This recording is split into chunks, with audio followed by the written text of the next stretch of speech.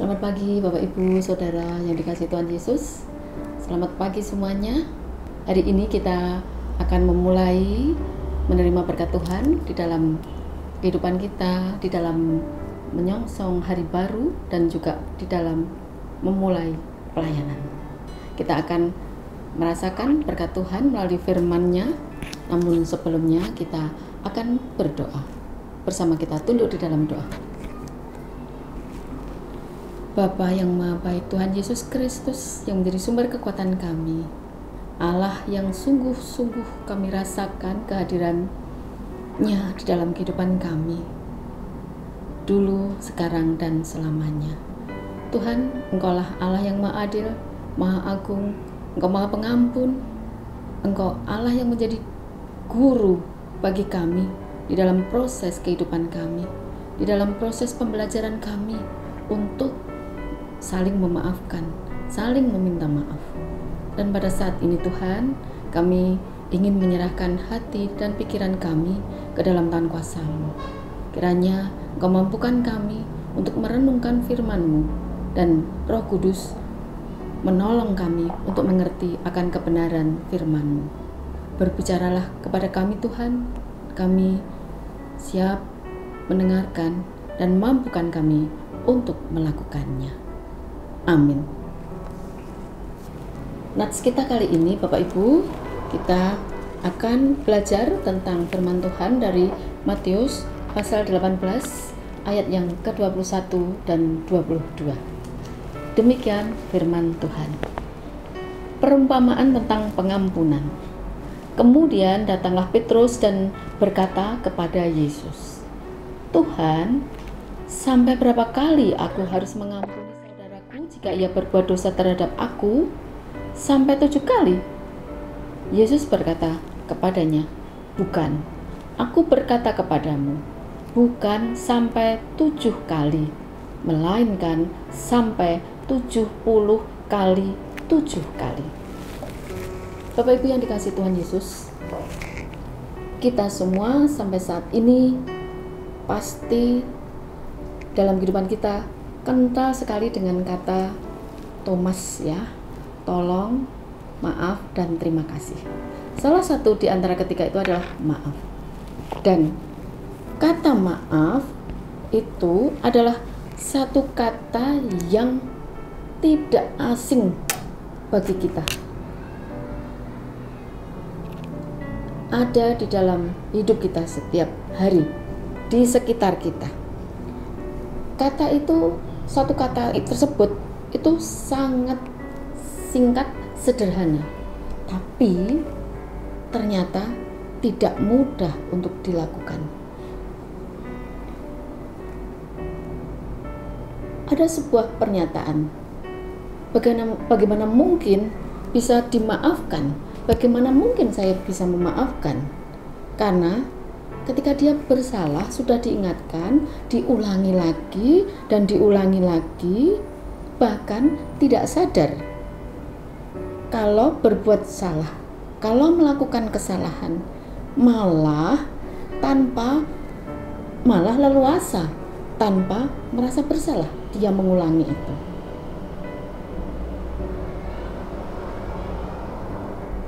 Itu hal demikian sering kita jumpai di dalam kehidupan kami. Kalaupun tidak sering, kita pernah menjumpai hal seperti itu.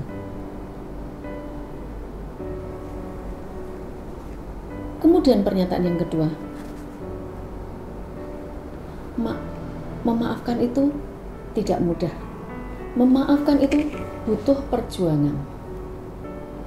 Memaafkan itu tergantung dari kesalahan dan konteksnya. Bapak Ibu yang dikasihi Tuhan Yesus, pagi ini kita akan merasakan firman ini dalam kehidupan kita. Sesungguhnya maaf itu bukan untuk mereka, tetapi maaf itu untuk kita sendiri.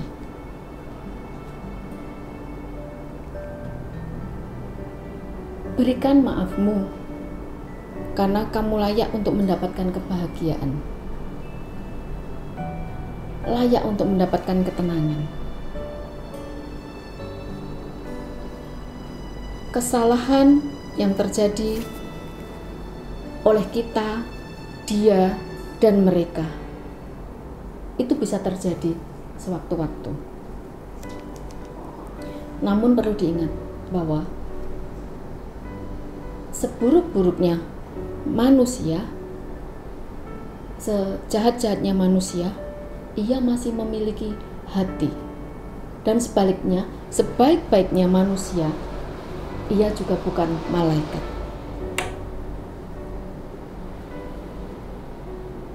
Ingatlah bahwa setiap kita memiliki keinginan untuk dimaafkan, untuk dimengerti. Dan kita harus menyadari bahwa di dunia ini tidak ada yang sempurna. Ada yang buruk dan baik.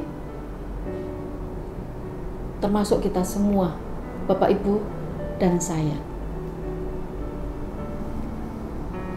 Fokus pada hal yang baik. Jika ada yang buruk, cobalah untuk klarifikasi, untuk memahami. Jika sudah mencoba tapi tidak bisa, tapi tetap lakukan bagianmu. Tuhan yang akan memprosesnya. Kemudian ada yang mengatakan kesalahan bukan untuk dilupakan, tetapi untuk direlakan. Mudah atau tidak mudah? Firman Tuhan pada pagi ini akan menolong kita untuk belajar mencobanya. Sebab memaafkan rasa sakit terhadap fitnah, tipu muslihat, pengkhianatan, kebohongan, pukulan, kemarahan, kebencian, kesombongan, sikap yang menjatuhkan, ketidakadilan atas nama keadilan, kepura-puraan, kemunafikan, dan sebagainya. Itu memang bukan perkara yang mudah untuk dipahami, bahkan untuk dimaafkan. Namun ketika mencoba untuk memaafkan, sesungguhnya kita melakukan suatu hal yang kita lakukan ini adalah sesungguhnya membawa keberuntungan buat diri kita sendiri. Bukan karena hal yang dilakukan itu benar, tetapi karena hati dan kasih kita itu lebih besar.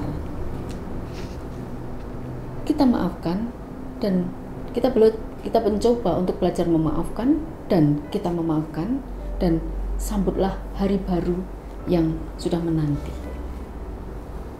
Bacaan kita hari ini Matius 18 ayat yang ke-21 dan 22. Dalam praktek kehidupan sehari-hari terkadang kita menyadari atau bahkan mungkin dengan sadar bersikap seperti Petrus, bertanya, sampai berapa kali aku harus memaafkannya? Sudah 3 kali saya memaafkan, tetapi masih saja diulangi kesalahannya. Aku kudu piye coba? Pernyataan ini mungkin pernah kita ungkapkan. 3 kali kita sudah berusaha memaafkan. Ya, 3 kali usaha kita. Berarti kurang dari 7 kali. Tapi sepertinya sudah begitu berat buat kita untuk memaafkan keempat kalinya dan selanjutnya dan selanjutnya. Maka kemudian muncul aturan angka yang kita buat, sudah 3 kali aku memaafkannya. Dan ketika akan melangkah keempat, terasa seperti berat. Alkitab mengingatkan kepada kita dengan kasihilah dan berdoalah bagi mereka yang menganiaya. Kasihilah dan berdoalah bagi mereka yang menganiaya. Semangat Kristen memang agak lain dan kadang-kadang menjadi sulit, bahkan tidak mudah untuk dimengerti, bahkan dilakukan. Bagaimana mungkin mengkhianati, menusuk dari belakang, memfitnah dan sebagainya, tapi kita harus mengampuni. Bukan hanya 3 kali, tetapi 77 kali 7 kali. Tidak mudah untuk dilakukan. Kemudian muncul bagaimana bisa mengasihi orang yang sudah menyakiti. Bagaimana bisa mengasihi orang yang memfitnah kita. Bagaimana bisa kita mengasihi, bahkan mengampuni orang yang menusuk kita dari belakang, orang yang menelikung kita, orang yang menyebarkan tentang kebohongan. Bagaimana mungkin kita bisa mengasihi, mengampuni kalau yang melakukan itu orang-orang terdekat kita? Tiwas tak tresnani, tiwas tak sayangi, tiwas berkorban banyak, ternyata dia menusuk dari belakang, ternyata dia menelikung, ternyata dia memfitnah dan sebagainya. Kata-kata pernyataan itu berseliweran di dalam kehidupan kita. Mungkin juga pernah kita alami sendiri. Dan memang hal itu tidak mudah untuk dimengerti. Firman Tuhan hari ini memberikan pesan yang sangat berbeda. Sangat berbeda. 77 kali 7. Tuhan Yesus mengajarkan sesuatu yang out of the box. 77 kali 7. Ya. Sempurna. Ketika itu dilakukan, ya, memiliki sebuah pengharapan. Ketika itu bisa dilakukan, maka akan berangsur-angsur muncullah kelegaan. Ketika lega, maka terjadilah sebuah pembebasan. Dan pembebasan itu dirasakan oleh kedua belah pihak. Yang mengampuni, yang memaafkan, dia akan terbebas dari kepahitan yang mungkin tidak mudah, bahkan masih tersimpan. Bagi yang dimaafkan pun menjadi lega. Persoalan lain ketika yang menyakiti dan sebagainya tidak merasa bahwa hal itu menyakiti kita. Oleh sebab itu, ketika mengampuni, mengasihi, dan sekalipun itu tidak mudah, ternyata akan membuat kita menjadi terbebas, menjadi lega. Terlebih itu sangat bermanfaat untuk masa-masa pandemik ini.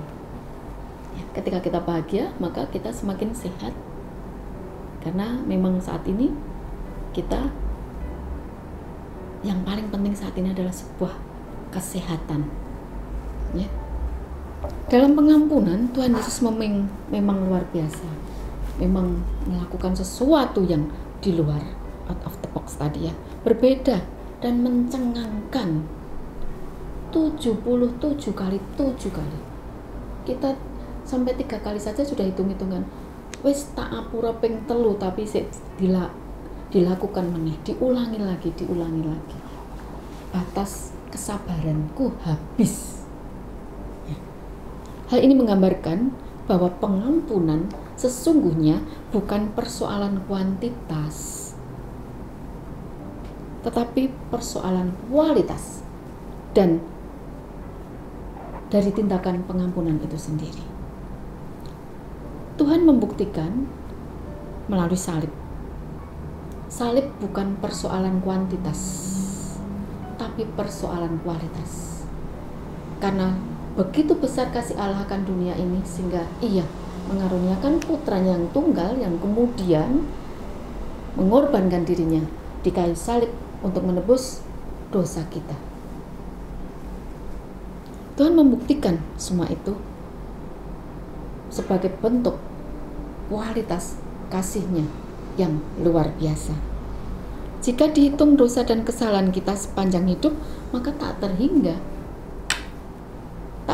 Tak mampu kita menghitungnya. Minimal 1 hari ini saja, sepagi ini saja, kita sudah melakukan sebuah kesalahan, 2 buah, 3 buah, dan sebagainya, dosa dan kesalahan, baik di depan orang-orang yang kita kasihi, mulai sejak bangun pagi tadi, terhadap suami, istri, anak-anak, keluarga besar, dan sebagainya. Kemudian berjumpa di tengah jalan ketika perjalanan sampai di tempat kerja. Ketika di tempat kerja, kita juga sudah berjumpa dengan orang lain. Mungkin kita sudah melakukan kesalahan-kesalahan itu. Dan ketika itu dijumlah sampai nanti jam 24, ya, pukul 24, jam 12 malam, Bapak Ibu bisakah menghitungnya? Baru 1 hari, ya, kita tak terhingga dosa kita. Namun salib telah mengajarkan sebuah kualitas pengampunan yang luar biasa dan yang tak terselami. Mengampuni memang tidak mudah, memaafkan juga memang tidak mudah. Pernyataan ini bisa benar, bisa juga tidak, karena setiap orang berbeda di dalam cara pandangnya. Oleh sebab itu, mengampuni bisa mudah, bisa tidak mudah, bisa benar, bisa juga tidak, karena sangat dipengaruhi oleh berbagai faktor. Namun, teladan Tuhan Yesus dalam mengampuni memberikan contoh sebuah kualitas pengampunan tanpa batas, baik secara kuantitas maupun kualitas. Dan firman Tuhan itu mengingatkan kepada kita akan sebuah kualitas pengampunan itu ternyata berdampak secara kualitas pula dalam kehidupan setiap orang yang mampu untuk melakukan ini, termasuk kita semua. Dan kita sedang dalam proses untuk belajar terus-menerus tentang mengampuni. Tema yang pertama, pengampunan adalah tindakan mengampuni membuat kita pun menjadi diampuni oleh Tuhan. Yang kedua, mengampuni membuat hati kita, mengampuni membuat hati setiap orang yang mengampuni itu sendiri menjadi terbebas dari kepahitan. Jika tidak mengampuni secara terus-menerus akan membawa beban. Dan beban itu akan tersimpan sampai ke ujung kehidupan nanti. Karena menyimpan kepahitan orang lain di dalam hati kita. Sementara di sisi lain, kebahagiaan itu bisa dirasakan melalui salah satunya adalah mengampuni. Karena apa? Karena melepaskan beban kepahitan tersebut. Melepaskan pengampunan betapapun beratnya supaya terbebas dari kepahitan dan merasakan sukacita surgawi. Yang ketiga, mengampuni mempunyai dampak yang positif, terutama saat kita berdoa. Ketika kita berdoa, maka kita tidak terhalang oleh suasana hati yang mungkin masih dikuasai oleh luka hati, oleh karena masih ada beban, dan oleh karena belum ada upaya sungguh-sungguh di dalam mengampuni. Dan ketika mengampuni itu belum bisa dilakukan, hubungan erat dengan Tuhan di dalam doa menjadi tidak efektif.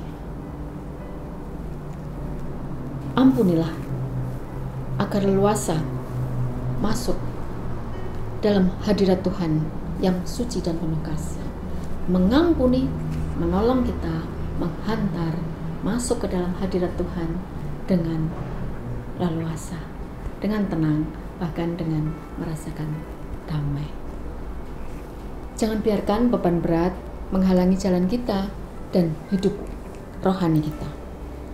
Hati menjadi tenang dan mengalami kemenangan dan menjadi merdeka, lega, dan bebas. Jika saat ini masih ada hal yang belum bisa kita melakukan untuk mengampuni, mungkin hari ini firman Tuhan ini menjadi berkat bagi kita, menolong kita untuk mengambil keputusan dan komitmen dengan memohon hikmat Tuhan, yakni mengambil keputusan untuk melakukan, memberikan maaf kepada orang yang sampai saat ini kita rasa telah menyakiti kita. Tuhan, saat ini aku ingin mengampuni. Tuhan, aku ingin saat ini melepaskan pengampunan, sebab melepaskan pengampunan sama dengan merasakan obat yang membuat hidup damai sejahtera. Kita belajar mengampuni, berarti kita belajar membebaskan orang yang bersalah kepada kita dan membebaskan hati kita semasa umur hidup kita ini masih ada dengan hati yang tulus tanpa harus diingat-ingat kembali. Sesungguhnya hal ini merupakan pertobatan kita yang sempurna sebagai pengikut Kristus. Tuhan memberkati.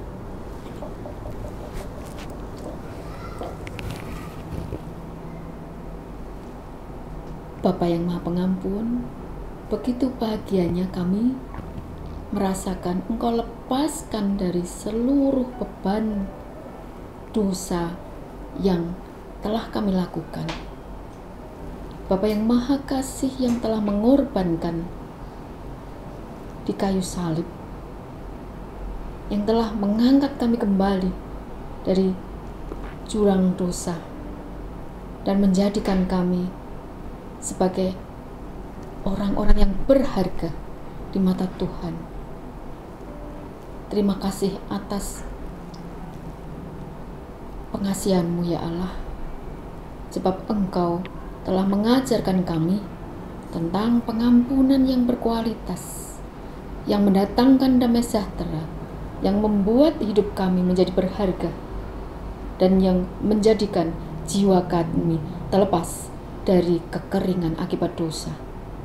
Mampukan ya Tuhan kami untuk belajar meneladani Engkau dalam hal memiliki jiwa mengampuni, dan di dalam hal untuk memiliki komitmen mengampuni secara berkualitas.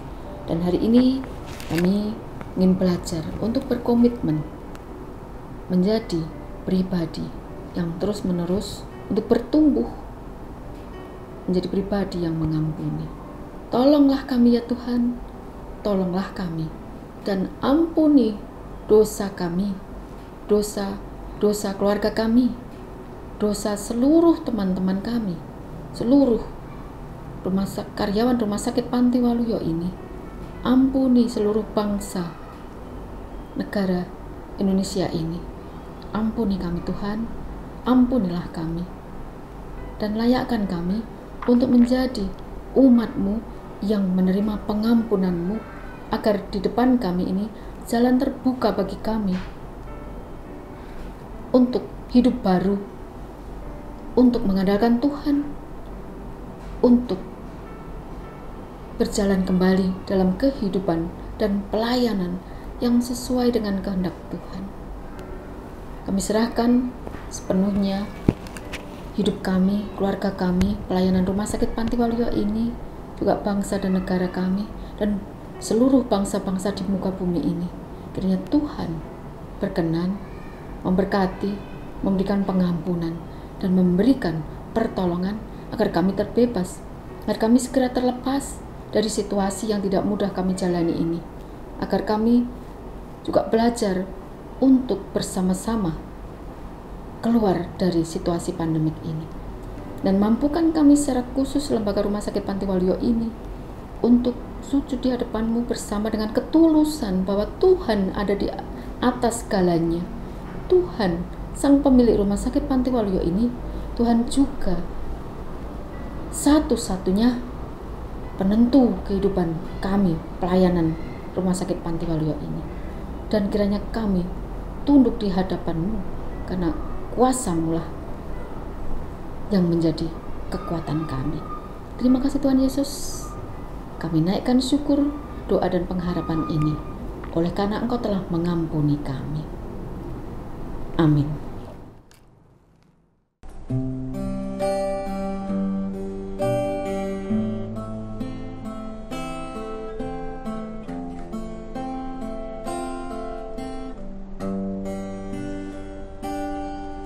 Ketika hatiku telah disakiti, ajarku memberi, hati mengampuni. Ketika hidupku telah dihakimi, ajarku memberi, hati